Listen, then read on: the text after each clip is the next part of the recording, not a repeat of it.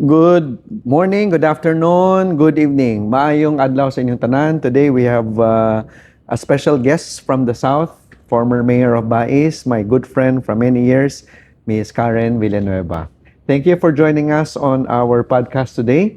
Very simple discussion lang. Pwede ta magbinisaya, pwede magtagalog, pwede English. First is, what are your principles for local governance, Ms. Karen? Mayong hapon, Indy, og sa tanan nga nagtanaw. For local governance, accountability, transparency, good governance, systematically bringing down basic services to uplift the lives of people, especially those in the fringes. We understand those words conceptually, pero unsaon man siya ma-translate sa everyday living? Because even the bad and corrupt people are also saying the same words. Yeah. How do we differentiate it nga makit-an gyud ang tinuod nga serbisyo? Ang do you prefer Bisaya? Doesn't matter. Okay. Ang pinakahait nga hinigiban, Bisaya na lang para maabot as Mindanao og sa Visayas. Pinakahait na hinigiban sa local government is the budget, really.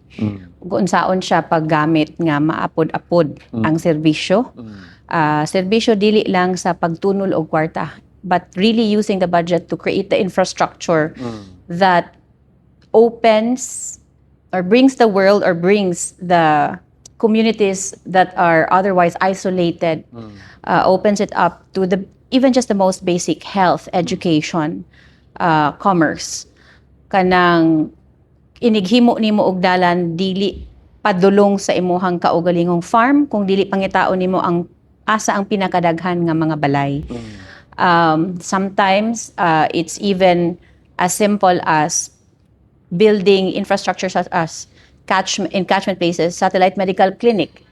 Because even if it's just simple nga pagdaot, cough, cold, diarrhea, or whatever, kung layo kaayo ang access to the hospital kaadto pa sa province, which can be 5, 6, 7 towns away, it can greatly impact already the capacity of families to live. It sounds very simple, Mayora.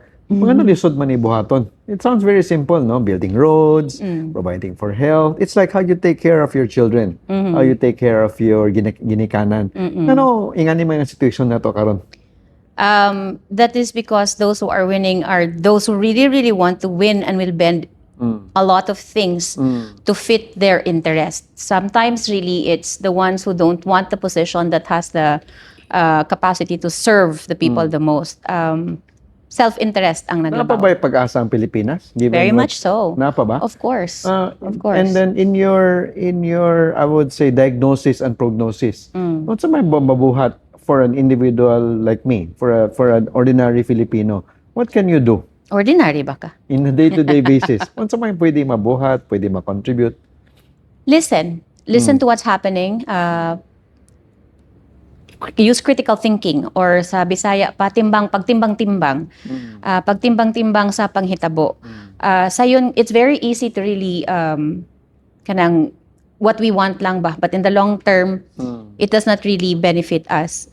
I guess for those in as you say, ikaw nga mga naasa negosyo karon, istoryahe ang mga tao nga nasa ato ang mga circles, those who are we get in touch with, because our population, our what demographics is what 97 C, B is at 2, nasayop na ko, 1 ang 2, 2% ang B, 1 ang A. So ang middle class bitaw kinanglan siyang Kaning mogimo. pagtimbang-timbang, it's a very bloated nga Bisaya nga term, no? It's not something timbang, basically just balance. But in the use pagtimbang-timbang means exercising judgment, no? Kung saan pagunahuna. But I think everybody can understand on say timbang, can understand what it is, what it means, no? But in reality, can we break timbang into a criteria of 1, 2, 3? Para for a person who is malnourished, lack of education, nagkalisod sa everyday expenses, naiutang, naidakan problema sa pamilya, naidakan problema sa trabaho, naisakit, nainamatyan. What is timbang in the context of an ordinary Filipino na makahuna-huna siya and make the right decision instead of just making the most expeditious decision. Kinadali, kinapaspas mo man ay problema karon. Instead of doing strategic, longer term thinking, ang Pilipino karon kung unsay na, no? Ang in Tagalog pa kaning kapit sa patalim or whatever it is.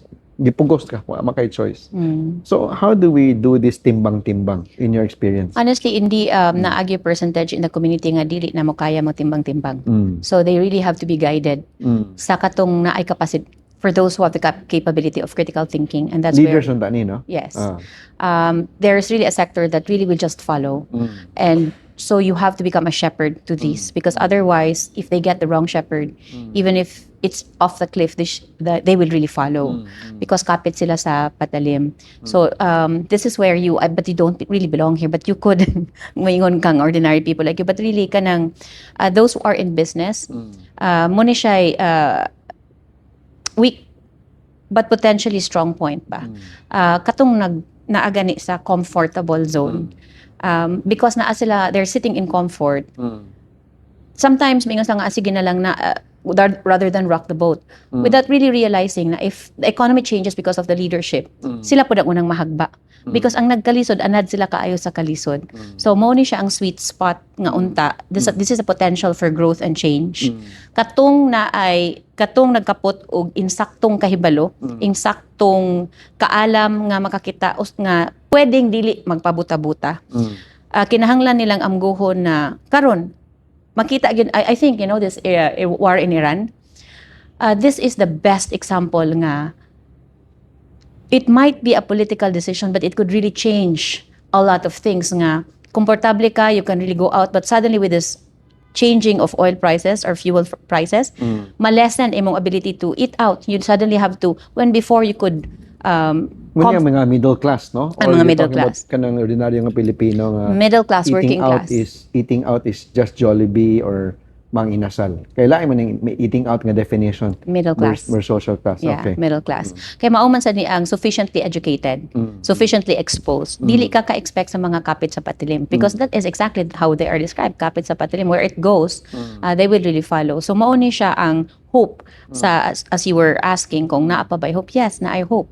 So you're saying that our issue is governance, local governance, na most of our leaders, ang ilang timbang is selfish. They're just thinking of their interest. Definitely. But isn't that the whole purpose of why you are in public service and you are called public servants? Ganun na, baliktad naman eh.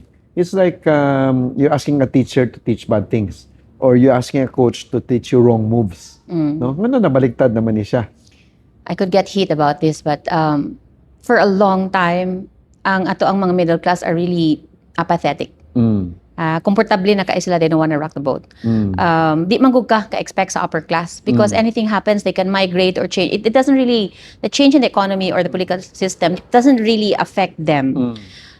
For a long time, ang middle class, imbis daghan na unta kayong na-edukar, mas nakakita po sa avenue nga, after all my hard work, di na sila mo gimok.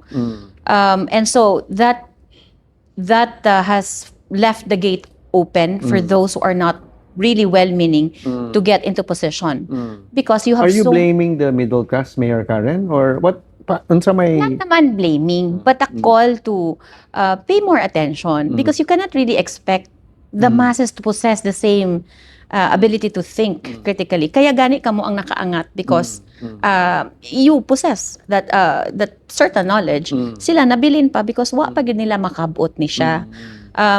Yeah, okay, you're a little bit above, nasa ubos ang uban, pero because of the sheer number of the masses, mabira gyud ka biskan unsaon. What is the state of corruption from your vantage point now as a former public servant? What is the state of corruption in the Philippines? Why are we in this particular situation where left and right we have all these scandals? Very, very, very bad. It has gone unchecked. Kaning these things that are happening, they've been going on for a long time already. As you know this as a matter of I know this personal- as a matter of personal experience and having held the city of the budget. There are really many ways gyud nga magkakwarta. It's just a matter of ganahan ba ka o pila pod ang imuhang kaya sa imuhang konsensya. And so, it started with a little things lang, and then got away with more, got away with more, got away with more. And then suddenly, it just grew into them nga, murag, pwede man di ay, because nobody is paying attention until that whole flooding thing occurred, and oh my God, it's so bad.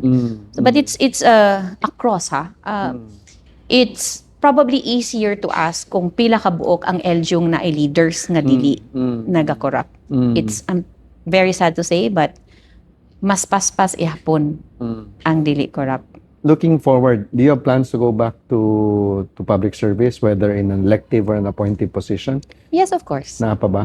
And what's stopping you from going to the next level of public service? Honestly, kinanglan akong i-restock akong arsenal kay makahurot gyud, maka-diminish gyud og personal assets ang public service kung di ka manguha. So, and my family has been in public service for a long time. So, the Villanueva clan. Yes. So, medyo, ngayon kang, instead of kanang kinahanglan gyud i-replenish kay wa man sad good tay plano good nga mo dawat og mga SOP or anything. In relation to kanang families in service for a long time, daghan makinasa ng Pilipinas. That's also the relation of the concept of dynasties. What is your thinking or imong patanaw sa kaning public service that belongs to one family or a certain clan? There's nothing wrong, man, with families in a particular trade. Mura ra maguna siya, a family of doctors, a family of lawyers. It's just how you handle power. It's just like money. Money is not bad. It's how you handle money. It's how you use money. Money can be for evil. Money can be for good also. It can uplift people. So in terms of family, because I come, not only because I come from one, but because I also know of other families who has been in service long, nga kanang handed down bitaw ang knowledge, the principles for good public good governance has been handed down nga. You don't need to learn it. Although even if I come from a political family, admittedly there was a time nga I really had to grapple nga kinahanglan akong katunon ba, because you cannot hand down everything. So can you just imagine someone who's not used to the dynamics of being in public service or even handling power, because power is quite consuming. I think we should differentiate no kanang a tradition of service gipasa from a very renowned public servant to the next generation versus one family simultaneously holding several positions. So there's supposed to be inherently a check and balance within, especially in local government. No, that one is the sangguniang member, one is the executive. So murag, that is a totally what we call in the governance concept as self-dealing. So that's also something that we have to look at. That's why we have this discussion on dynasty that is being debated. Pero hindi, when I was in city council, my father was also mayor. Because you can be together in a post, and then I just became an extension of him. So the service, the meetings, the activities that he cannot go to, I became like a multiplication of him. So he gets in one place, there's another representing it. But again, if you use it that way, because it could be a different thing. Correct. It's like a double-edged sword, no? Yeah. I guess the barometer has always been whether it translates to increase in public value, and of course the concepts talk about are good governance and honesty. I wish there was a rule book somewhere that you can tick off 1, 2, 3. But management, self-management, self-leadership itself, lisod naman. Yeah, if you replicate that to 100, 1,000, a million, 100 million Filipinos, that is the challenge that we are facing. So thank you, Mayor Karen, for joining us today. It's been a very simple, sweet talk, and one of our episodes nga lalom atong pagka-Bisaya that shows that there can be public space, public discourse for Bisaya to actually turn a spotlight on governance. Any additional thoughts that you'd like to share to the Filipino? A call to action or an advice, both personally, familial, or any? Should be English. Well, to our fellow Filipinos who are watching this, really use the advantage of technology to deepen our research and getting to know people who are presenting themselves for public office. Know where they're coming from. I'm so sorry, but like know what their family businesses are, and then compare it to the lifestyles, not just from one generation, but even from 3, because sometimes if that family has been in public service for 3 generations, what started out as not really legitimate can be legitimized in the second or third generation, that it looks like they've really been landed or well off for a long time, but in fact it still started from public coffers. We really, really need to dissect those who are presenting themselves, because they can make or break the lives of the children who we are working our backs for their future and sustainability. Thank you.